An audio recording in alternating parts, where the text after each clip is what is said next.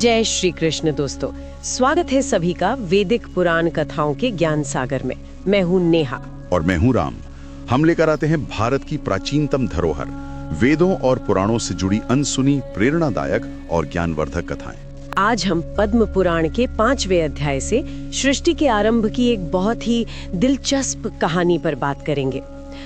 इसमें ये बताया गया है कि यज्ञ के लिए वर्णों और अन्न की सृष्टि कैसे हुई और आगे प्रजापति, रुद्र, मनु वगैरह कैसे उत्पन्न हुए। हाँ, ये अध्याय सृष्टि के कई बहुत सारे पहलुओं को छूता है और आज की चर्चा खास तौर पर उन लोगों के लिए है जो पुराणों की दुनिया को आप कह सकते हैं अभी समझना शुरू कर रहे हैं। कोशिश रहेगी कि इसे आसान और रोचक तरीके से सामने रखें। बिल्कुल, तो चलिए शुरू करते हैं पद्म पुराण के इस अंश से और देखते हैं कि सृष्टि की ये पूरी व्यवस्था कैसे बनी और उसका आधार क्या था। कहानी शुरू होती है भीष्म पितामह के एक सवाल से। वो महात्मा पुलस्त्य जी से पूछते हैं सृष्टि के बारे में, खासकर मनुष्यों की सृष्टि और ये 4 वर्ण और उनके काम जी, ये सब कैसे तय हुआ, जरा विस्तार से बताइए। ये तो बड़ा गहरा सवाल है, मतलब सृष्टि का बिल्कुल आधार ही पूछ लिया। तो पुलस्त्य जी ने क्या बताया? क्या ये सच है कि वर्ण ब्रह्मा जी के अलग अलग अंगों से निकले? पुलस्त्य जी कहते हैं हाँ, सृष्टि की इच्छा हुई तो प्रजापति ब्रह्मा जी ने अपने मुख से ब्राह्मण, वक्षस्थल यानी छाती से क्षत्रिय, जंघाओं से वैश्य और पैरों से शूद्र वर्णों को उत्पन्न किया। पर यहाँ शरीर से निकलने से ज्यादा जरूरी है इसका प्रतीकात्मक मतलब समझना। अच्छा, प्रतीकात्मक, वो कैसे? मतलब इसका क्या मतलब हुआ फिर? देखिए, मुख मतलब ज्ञान, वाणी, तो ब्राह्मण जिनका काम ज्ञान देना लेना है वो मुख से। भुजाएं मतलब बल, रक्षा, तो क्षत्रिय जो रक्षा करते हैं वो वक्ष या भुजाओं से।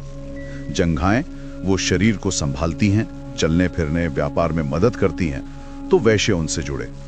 और पैर वो तो पूरे शरीर का आधार हैं, सेवा और मेहनत का प्रतीक, तो शूद्र जिनका काम सेवा करना बताया गया वो पैरों से। ये असल में समाज के अलग अलग कामों का बंटवारा दिखाता है। अरे वाह, ये समझना तो काफी अलग है। तो फिर इन वर्णों को बनाने का खास मकसद क्या था? पुलस्त्य जी साफ कहते हैं इन सब की सृष्टि का जो मुख्य उद्देश्य था वो था यज्ञ अनुष्ठान की सिद्धि, मतलब यज्ञ को पूरा करना। यज्ञ, लेकिन आज तो यज्ञ का मतलब पूजा पाठ, हवन जैसा लगता है। उस समय क्या मतलब था इसका? इतना जरूरी क्यों था? उस समय यज्ञ का दायरा बहुत बड़ा था। ये सिर्फ आग में घी डालना नहीं था, ये एक पूरी कह लीजिए जीवन जीने का तरीका था। इसमें देवताओं, प्रकृति, समाज सबके प्रति अपने फर्ज निभाना शामिल था। यज्ञ से देवता खुश होते थे, वो बारिश करते थे, उससे अन्न उगता था और लोगों का पेट भरता था। एक पूरा चक्र था ये, कर्म, कर्तव्य और उसका फल। अच्छा, मतलब यज्ञ से ही दुनिया का संतुलन बना रहता था और वर्ण व्यवस्था इसी यज्ञ को ठीक से चलाने के लिए थी। बिल्कुल, हर वर्ण अपने तय काम करके इस यज्ञ वाली व्यवस्था में अपना हिस्सा डालता था। जब सब अपना अपना काम ठीक से करते तभी यज्ञ सफल माना जाता था, समाज सही चलता था और लोगों को स्वर्ग या मोक्ष जो भी उनकी इच्छा हो वो मिलता था। फिर कहानी में आगे क्या हुआ? क्या शुरू की प्रजाएं नियमों को मानती थी? हाँ, बताया गया है कि शुरू में जो लोग थे उनमें बड़ी श्रद्धा थी, अच्छा व्यवहार था, मन साफ था, वो भगवान विष्णु में आस्था रखते थे और आसानी से ज्ञान पाकर मोक्ष तक पहुंच जाते थे। फिर धीरे धीरे लोग अपनी रोजमर्रा की जिंदगी, खेती बाड़ी वगैरह में लगे। यहीं पर 17 तरह के अनाज का जिक्र आता है, धान, जौ, गेहूं, तिल वगैरह जो गांव में उगते थे, और 14 तरह के अन्न जो यज्ञ में काम आते थे, जिनमें कुछ जंगली अन्न भी थे जैसे सांवा, तिन्नी। ये दिखाता है कि यज्ञ और अन्न का कितना गहरा नाता था। यज्ञ को ही अन्न और लोगों की बढ़ोतरी का कारण माना गया। तो क्या इसी समय धर्म और नियम कानून भी बने? हाँ बिल्कुल, प्रजापति ब्रह्मा ने जगहों और गुणों के हिसाब से धर्म की सीमाएं तय की। वर्णों के लिए, आश्रमों के लिए जैसे ब्रह्मचर्य, गृहस्थ, सबके धर्म निश्चित किए। कहा गया कि जो अपना धर्म निभाएगा उसे अच्छे लोग मिलेंगे और जो योगी होंगे उन्हें ब्रह्मधाम मिलेगा। और अगर कोई ना माने तो हाँ, उसका भी नतीजा बताया। जो वेदों को बुरा कहे, यज्ञ में बाधा डाले, अपना धर्म छोड़ दे, उनके लिए तामिस्र, अंधतामिस्र जैसे भयानक नरकों के बारे में बताया गया। ये कर्म के सिद्धांत को पक्का करता है, जैसा करोगे वैसा भरोगे। तो अब तक हमने वर्ण, यज्ञ, अन्न और धर्म की बात की, लेकिन सृष्टि तो इससे आगे भी बढ़ी होगी। मानस पुत्रों का क्या हुआ? हाँ बिल्कुल। देखिए, ब्रह्मा जी ने पहले मानस सृष्टि करने की कोशिश की, मतलब मन से ही पुत्र उत्पन्न किए, सनक, सनंदन आदि। लेकिन वो तो विरक्त निकले, उन्हें सृष्टि चलाने में कोई रुचि नहीं थी। ओह, फिर तो ब्रह्मा जी को बड़ा क्रोध आया। उनके क्रोध से, उनकी भौहों के बीच से, ललाट से एक तेजस्वी विशाल काय बालक प्रकट हुआ। वो थे रुद्र। वो रो रहे थे, इसलिए रुद्र कहलाए। ये अर्धनारीश्वर रूप में थे। अर्धनारीश्वर मतलब आधा पुरुष आधी स्त्री? हाँ, ब्रह्मा जी ने उन्हें कहा अपने शरीर को 2 हिस्सों में बांटो। तो रुद्र ने स्त्री और पुरुष भाग अलग कर दिए। पुरुष के 11 रूप बने, जिन्हें एकादश रुद्र कहते हैं, और स्त्री के भी अनेक रूप बने, कुछ शांत, कुछ उग्र। अच्छा, 11 रुद्र। और फिर सृष्टि आगे कैसे बढ़ी? मनु का जिक्र भी आता है। हाँ, इसके बाद ब्रह्मा जी ने अपने ही शरीर से स्वयंभू मनु को उत्पन्न किया और उन्हें पहला मनु बनाया। मनु ने शत्रुपा से विवाह किया। स्वयंभू मनु और शत्रुपा, ये नाम तो सुने हैं। इनके बच्चे कौन थे? इनके 2 बेटे हुए, प्रियव्रत और उत्तानपाद, और 2 बेटियां, प्रसूति और आकुति। यहीं से मानव वंश आगे बढ़ा। प्रसूति और आकुति, इनका विवाह किससे हुआ? यहीं से शायद दक्ष प्रजापति की कहानी जुड़ती है। बिल्कुल सही। प्रसूति का विवाह हुआ दक्ष प्रजापति से और आकुति का रुचि प्रजापति से। दक्ष और प्रसूति की 24 कन्याएं हुई। 24? बाप रे।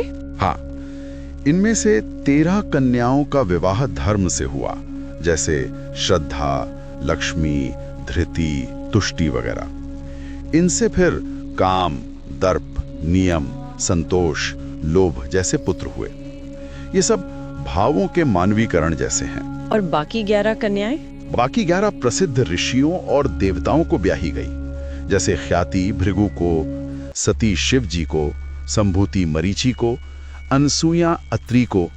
इस तरह सभी बड़े ऋषि मुनियों और देवताओं से रिश्ते बने। सती, हाँ, शिव जी की पत्नी।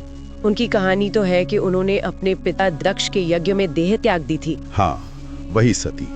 उनका जन्म यहीं दक्ष की पुत्री के रूप में हुआ था।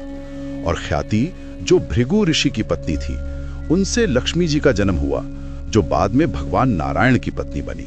ये तो बड़ा जटिल वंश वृक्ष है। इसमें अधर्म का भी जिक्र है क्या? हाँ, एक तरफ जहां धर्म का वंश चला, वहीं अधर्म का भी वर्णन है। अधर्म की पत्नी थी हिंसा। उनका बेटा हुआ अनृत यानी झूठ, और बेटी निकृति यानी कपट। बाप रे, झूठ और कपट। हाँ, और फिर अनृत और निकृति से जन्मे भय और नरक बेटे, और माया और वेदना बेटियां।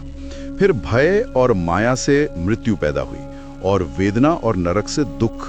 ये तो बड़ा अंधकारमय वंश है। बिल्कुल। और मृत्यु से फिर व्याधि, जरा, बुढ़ापा, शोक, तृष्णा और क्रोध जन्मे। ये सब अधर्म के ही रूप हैं, और इन्हें नैष्टिक ब्रह्मचारी बताया गया है, मतलब इनसे आगे वंश नहीं चला। कहा गया है कि ये रौद्र रूप संसार के नित्य प्रलय यानी विनाश के कारण है। तो मतलब सृष्टि में अच्छाई के साथ साथ बुराई, धर्म के साथ अधर्म, निर्माण के साथ विनाश, ये सब शुरू से ही मौजूद थे। हाँ, पद्म पुराण का ये अध्याय यही दिखाता है कि सृष्टि एक संतुलन है, जिसमें हर तरह की शक्तियां और प्रवृत्तियां शामिल हैं।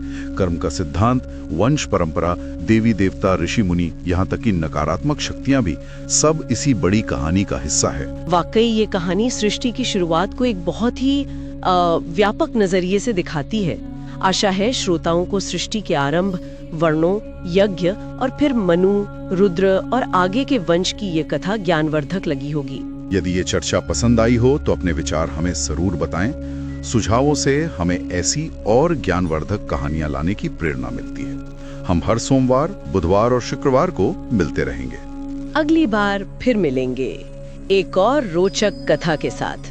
तब तक जीवन के हर पहलू को समझने का प्रयास करते रहें, क्योंकि हर कथा हमें कुछ न कुछ सिखाती है। आज के लिए इतना ही। धन्यवाद। फिर मिलेंगे। नमस्ते।